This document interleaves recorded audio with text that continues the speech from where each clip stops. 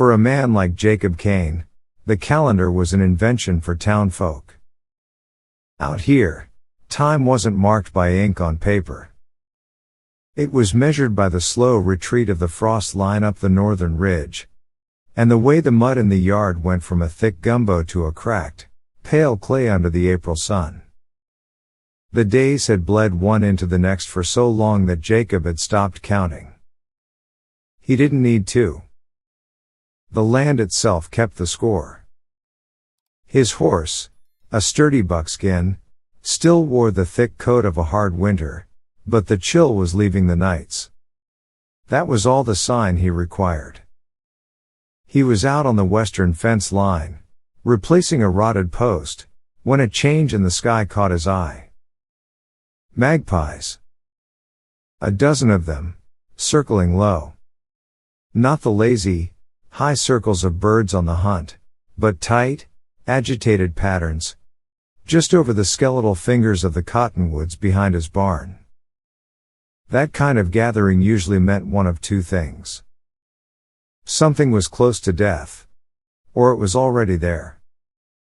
He left the post half set and began the walk back up the incline. The ground, soft from the thaw, clung to his boots with a wet, heavy grip. A calloused hand came to rest on the stock of the Winchester slung across his back. A gesture born not of thought, but of instinct, worn smooth by the years. His coat carried the scent of pine sap and horsehide, and his knuckles were raw from the day's labor. He figured it was a wolf, maybe, that had gotten careless. Or a doe that had tangled with something meaner and crawled off to bleed out. It was the way of things. He did not expect to find a man. The man was native, his age impossible to guess beneath the layers of dried mud and blood. It looked as if the earth itself had tried to claim him. A dark, stiff stain spread across his torso.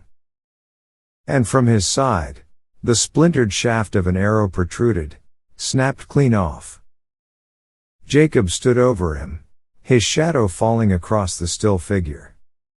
The man's skin was cold, but when Jacob knelt closer, he saw the faint, ragged flutter of breath from chapped lips. The man was alive. But only just.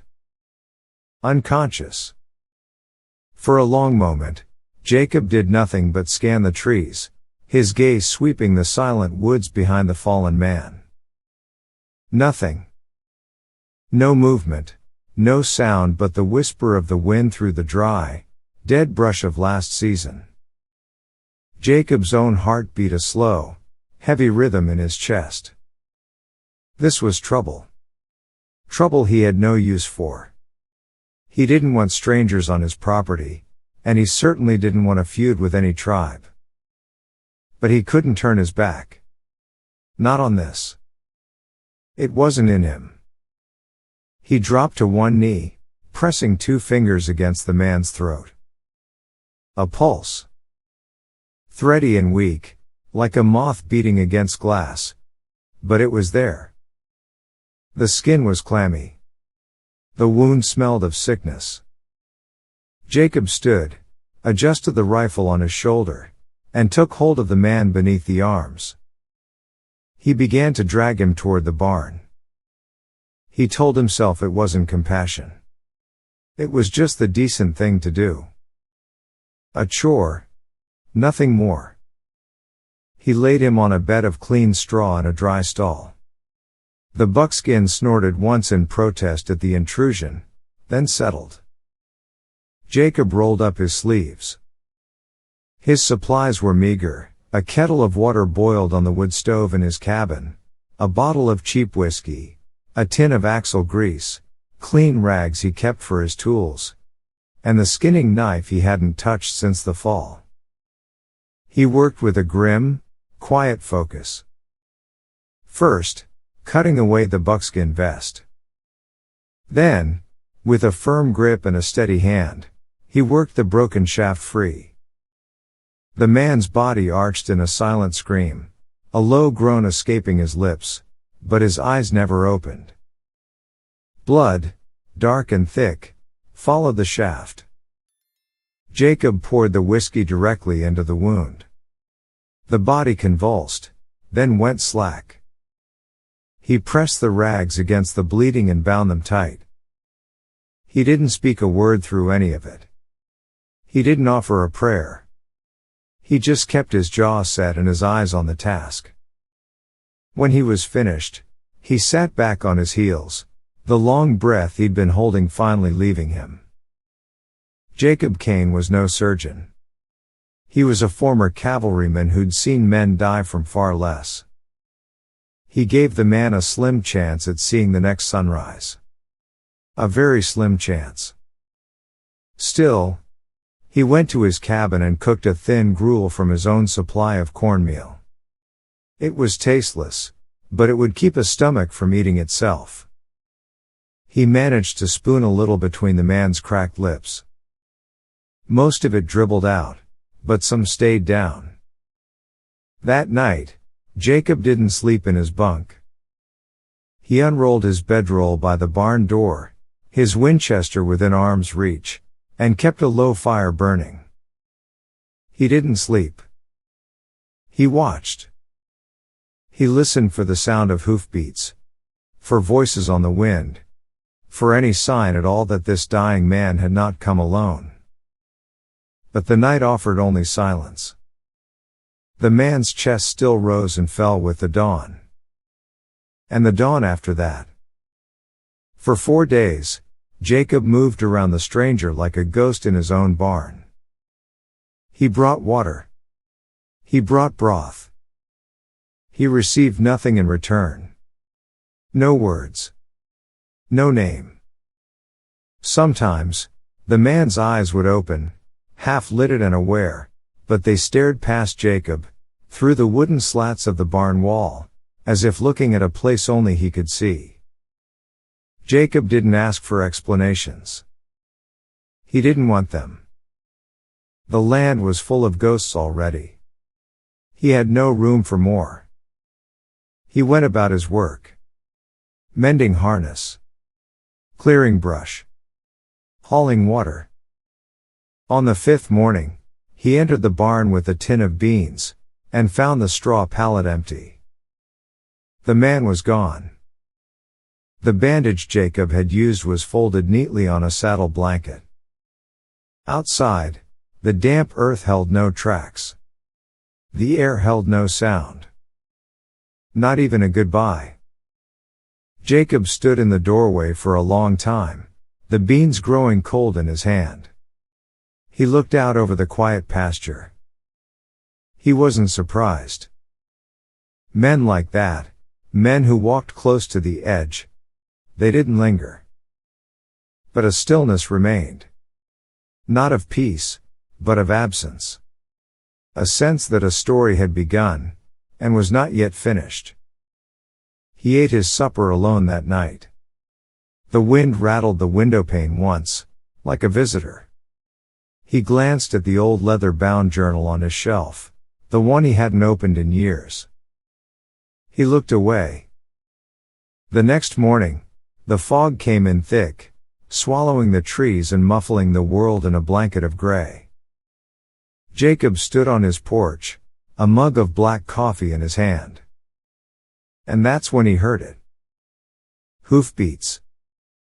5 horses, moving at a slow, deliberate walk. Coming from the wall of fog where the tree line should have been. He set his mug down. His hand rested near the Winchester leaning against the doorframe, but he did not pick it up.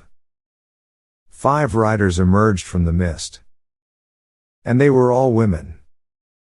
Each one sat tall in the saddle, calm, their faces unreadable in the gray light. They wore practical leather and wool, clothes made for work, not for show. One carried a satchel across her shoulder. Another, a bundle wrapped in hide. They stopped just beyond the fence, their horses breathing steam into the cold air. For a moment, they only watched him. Then, one of them, a woman with broad shoulders and a steady gaze, spoke. Her voice was clear, without tremor. You gave aid to our elder. Jacob said nothing. His own voice felt like a rusted hinge. We did not ask this of you, she continued. But a debt was made. We came to tend to what is broken. His eyes drifted past her, to the half-fixed fence, the leaning shed, the empty horse corral. He knew what his ranch looked like. A place slowly giving in to the weight of time. I'm owed nothing, he finally said, his voice rough. The woman looked at him, then at the land around him. We did not come for you, she said. We came for the land. And with that, they began to dismount. One by one, they moved toward the outbuildings, the barn, the smokehouse, as if they were reading a map they had known their whole lives. They did not ask permission. They did not wait for an invitation. Jacob Cain stood frozen on his porch, his coffee now cold in his hand. He had not asked for this. He had not wanted this. But the silence on his ranch was no longer empty. And for the first time in 3 years, he did not feel like the only person left trying to hold it all together. They did not simply work. They began to weave themselves into the fabric of the place. Jacob had lived so long in the loud silence of his own survival that he hadn't noticed the weight of it. Now, pieces of that weight were being lifted by other hands. Tools were no longer where he left them. They were where they belonged. The woodpile by the cabin door never seemed to shrink. He wasn't used to it. He wasn't sure he liked the feeling. But he did not stop them. He watched. He learned their rhythms without a word passing between them. The oldest, a woman named Ma, moved with the quiet authority of a leader. She had taken over the smokehouse, her hands moving with a purpose that spoke of a lifetime of providing. Tula was the mender. She found the forgotten sewing box in the cabin and sat on the porch steps, humming tunelessly while her needle danced across torn canvas and worn leather. Winona was the quiet one, the healer. She moved along the creek bed and through the woods, her hands stained with the green of crushed leaves and the dark soil of roots. Sunny was the watcher. She walked with a limp, leaning on a carved stick, her gaze always fixed on the distant ridges. She was a sentinel, a silent guardian. And then there was Asha. She worked with the horses, her presence so calm that the animals seemed to lean into her touch. She spoke little, but her eyes saw everything. Jacob found himself making excuses to walk by the barn, to check a gate that wasn't broken. He wasn't sure if she noticed. He wasn't sure what he'd say if she did. Weeks passed like this. The land, once a place of solitude, was now a place of quiet, shared purpose. But the flour was nearly gone, and the salt was running low. The women never mentioned it. They never asked for anything. But Jacob knew. So he hitched the wagon and rode to town. He hated town.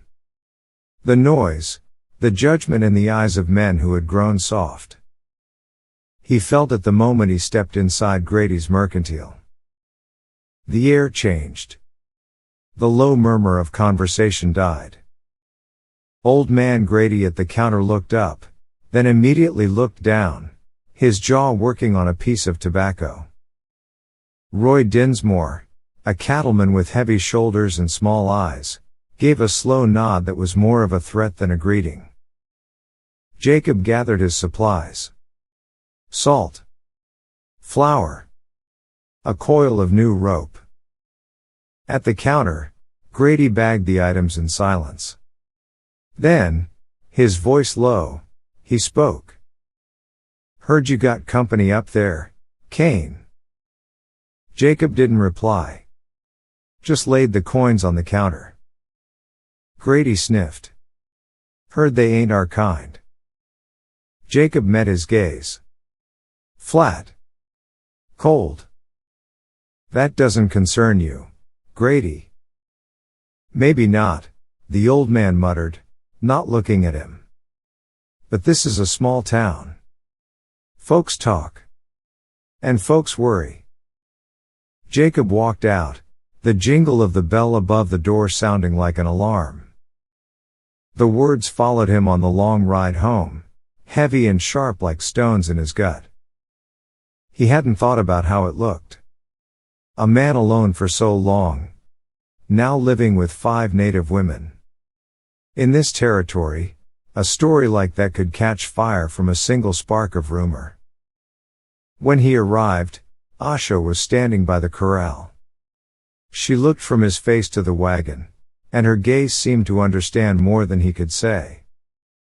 He wanted to warn her, but the words wouldn't form. He just unhitched the horse and led it to the barn, her silent presence beside him. That night, the sky turned the color of a fresh bruise. A storm rolled in from the west, fast and violent. The women moved without panic. Bolting shutters. Securing tarps.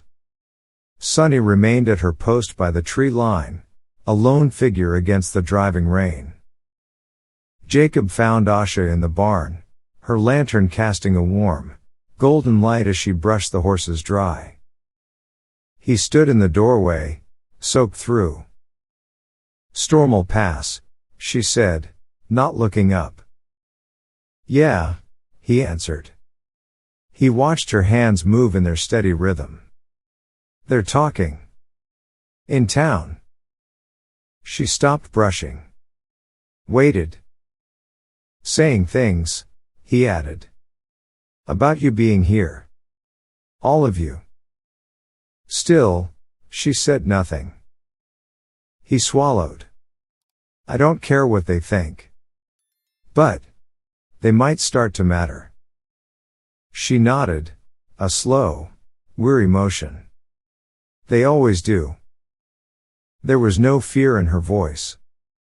Only a deep, familiar tiredness. The sound of a truth she had lived 1,000 times. I just don't want this getting ugly, he said, the words feeling small and useless. Asha set the brush down. She turned to face him, her eyes clear and steady in the lantern light. You saved one of our own, she said. We came to answer that. We came to work, not to hide. She held his gaze. If they do not like it, that is not our burden to carry. Later that night, with the wind howling and the rain hammering against the roof, Jacob sat alone in his cabin. He thought about leaving. Just for a few days. Riding out, letting the talk in town die down. But then he looked through the window, at the faint, defiant glow of the lantern still burning in the barn. And he knew. If he left, they would stay. They would not scatter. They would not run. They weren't here for his protection. They were here because they had chosen to be. He looked at the small, carved bone pendant Asha had given him, now sitting on his table. He had not asked to be a part of their story. But the storm was here. And somehow, without invitation or force, he was in it with them. The storm passed, leaving the air clean and sharp. But the quiet it left behind was brittle. The kind that feels like it could shatter. It didn't take long. The next morning, Jacob found it on the east pasture line. A fence rail, not broken by wind or age, but sawn through. Clean. Deliberate. A message. He fixed it, his hammer strokes echoing in the cold morning air. He said nothing to the others. But Sunny, the watcher, had already seen it from the ridge. Her silence grew deeper that day. That evening, Ma came to him. She unfolded a piece of hide on the cabin table. Inside lay an obsidian knife, 2 broken hawk feathers, and a small pouch of dark, crushed tobacco. These were left by the trees, she said, her voice flat. They are not from our people. Jacob looked at the items. Another message, this one colder than the first. 2 days later, Winona found one of the horses lame. Wedged deep in its hoof was a shard of green glass. Placed there. No one spoke of fear. Fear was a luxury. Instead, a new kind of quiet settled over the ranch. A quiet of preparation. Tools were not left out. Doors were barred at night. The women moved with the same steady purpose, but now their eyes scanned the shadows, even in broad daylight. That night, Jacob sat on the porch, his rifle across his lap. The moon was a sliver in the dark sky. Asha came out and sat beside him. Not close, but near enough that he could feel her presence. For a long time, they stared into the darkness together. They are trying to see if we will break, she said, her voice barely a whisper. He nodded into the gloom. She turned her head to look at him. You still do not ask. Ask what? Why we came. What we left behind. He didn't have an answer for that. It had never felt like his place to ask. Then maybe now, it is, she said. She took a breath, a sound like something heavy being set down. The man you saved, he saw you had a good heart, but a broken spirit. Like us. Ma, she said, her voice low and even, lost 2 sons to ambushes. She does not speak their names anymore, because the world has no more room for her grief. Tula, the one who hums, was taken by a traveling preacher as a girl. She ran away before her 15th winter. Winona's healing hands were called a curse by her own tribe after a sickness they didn't understand. They cast her out. And Sunny, she once tracked for the army. Until they asked her to track her own kind. The limp she carries is a reminder of the day she refused. Asha looked away then, toward the dark ridge line. I was to be traded. A peace offering to settle a grudge between 2 families. A thing to be bartered. We were not given to you, Jacob Cain, she said, her voice now like stone. No man owns us. We came here because we are done with being broken. We are done with running. The weight of their stories settled around him in the cold night air. He finally understood. These were not women who needed a savior. They were women who needed a place to make their final stand. The next evening, as the sun bled across the horizon, he called them to the fire pit. All 5 of them stood, watching him, their faces lit by the low flames. He did not pace. He did not clear his throat. He looked at each of them in turn. You have done more for this place than I have in years, he said, his voice low and firm. I didn't ask for it. But I see it.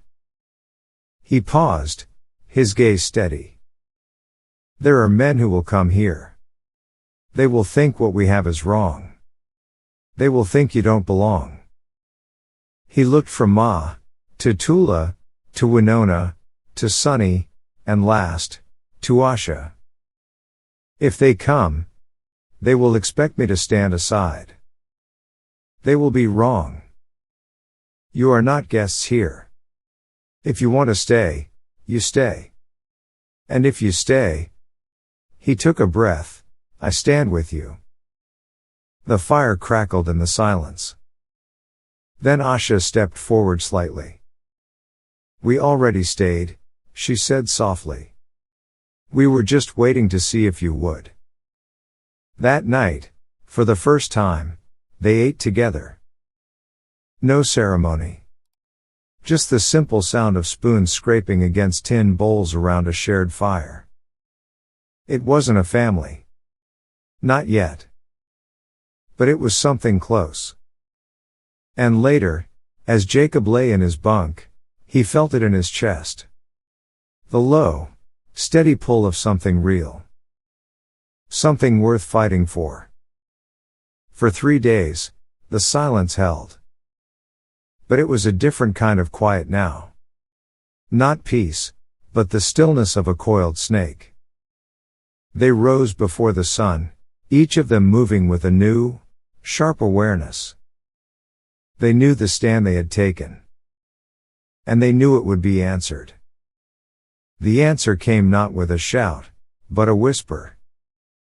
Tula returned from the creek, her face pale, her usual lightness gone. She held out a small, broken piece of a leather strap. A small, intricate knot was tied near the end. Someone followed me, she said, her voice steady. They did not show themselves. They wanted me to know they were there. Jacob took the strap. He turned it over in his hand. He looked at the others. They had gathered without a word being called. Ma's eyes were like chips of flint. We are waiting again, she stated, her voice flat. Jacob looked at the piece of leather, then at the faces around him. No, he said. Not this time. That evening, he climbed into the loft of the barn. He returned with something heavy, covered in dust and cobwebs. An old branding iron. The one his father had used. The letter C for Cain. He laid it on the cabin table. The metal was cold and dormant. We stake our claim, he said. Proper. We put our mark on this place.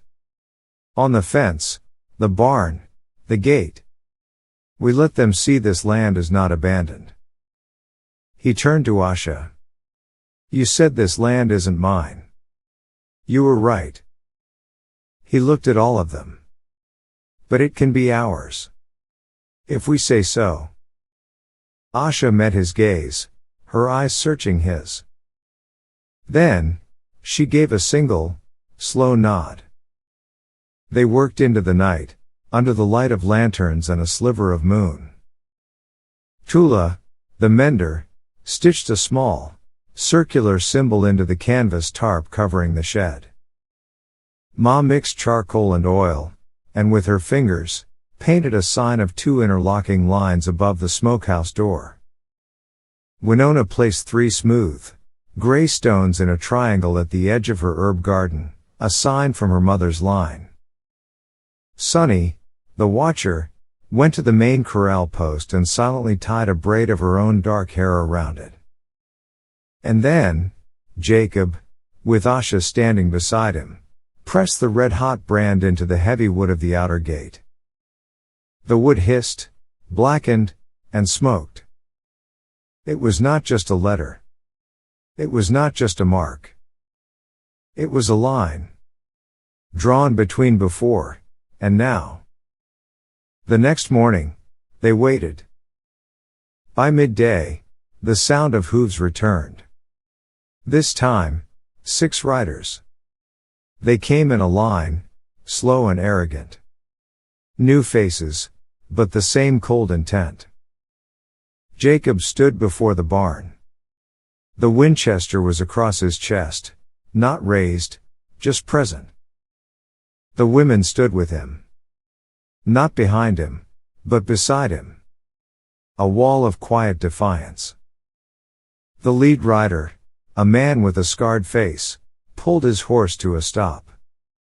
His eyes took in the brand on the gate, the strange symbols, the way the land was no longer neglected, but tended. Worked. You're not from around here, the man said, his voice thick with judgment. No, Jacob answered. But we're not leaving, either. The rider's eyes narrowed, shifting to the women. They ain't your kin, Cain. They're now, Jacob said, his voice leaving no room for argument. Another rider laughed, a short, ugly sound. You know what this looks like? A man getting himself killed for things he doesn't understand. It was Ma who answered, her voice clear and carrying like a bell. We have belonged nowhere for long enough. That ends here. Tula lifted her chin. You want us gone? Then come and take us. The men shifted in their saddles, their hands hovering near their holsters. But no one drew. Asha took a half step forward, her gaze locked on the leader. You think silence is weakness? She said, her voice low and dangerous. It is not. Jacob watched the men. He saw the doubt flicker in their eyes. They had come expecting to find a broken man and a few scared women. They found a fortress instead. The leader stared for a long moment, his face a mask of frustration and disbelief. Then he spat into the dirt, turned his horse without another word, and rode away. The others followed, silent and defeated. Jacob stood there until their dust was gone from the horizon. He let out a long, slow breath. He looked at the women beside him. No one was smiling. But something in the air had finally, truly, settled. It was not victory. It was peace. A peace that had been earned in fire. By the time the high summer sun baked the land, no one spoke of the men from the ridge anymore. They did not return. Word must have spread. A story about a stubborn rancher, a set of strange marks, and 5 native women who did not flinch. The town fell silent. Or maybe, it just looked away. Either way, the quiet that settled on the ranch was a new kind. Not empty. Not tense. It was the quiet of a garden growing. The small plot behind the shed sprouted rows of beans and squash. The horses grew strong and sleek. When the old water pump by the creek failed, Ma and Asha took it apart and fixed it themselves. Things changed in other small ways. Ma's voice, once edged with the steel of hardship, softened when she called out for firewood. Tula, the mender, built a wooden swing between 2 old cottonwood trees. In the evenings, she would sit there, humming songs that sounded less like old memories and more like new beginnings. Winona's jars of dried herbs and roots now lined the cabin shelves, out in the open. Unguarded. Unhidden. And Sonny, the watcher, began to sleep in the barn loft, no longer needing to keep her vigil standing among the trees. Jacob found he spent more time near the cabin. He often saw Asha by the corral fence in the late afternoon, sitting with her back against a post, her eyes on the vast, open land. She still spoke little. She didn't have to. One morning, Jacob came into the kitchen, half asleep, to the smell of fresh bread. A warm loaf was cooling on the windowsill. Asha stood by the stove, her sleeves rolled up, her hair tied back. He leaned against the doorframe. Didn't know we had flour. She glanced back at him, something close to a smile in her eyes. Winona traded some herbs to a traveler who passed by the north road. You didn't tell me. You were sleeping, she said simply.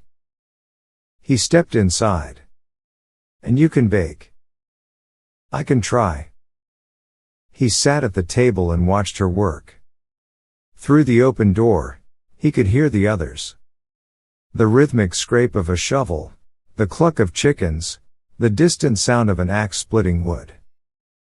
It was the sound of a place alive. He looked at Asha's hands, scarred, steady. The same hands that had braced a fence post in a storm, that had handed him a carved bone pendant, that had helped press a burning brand into the gate of their shared home.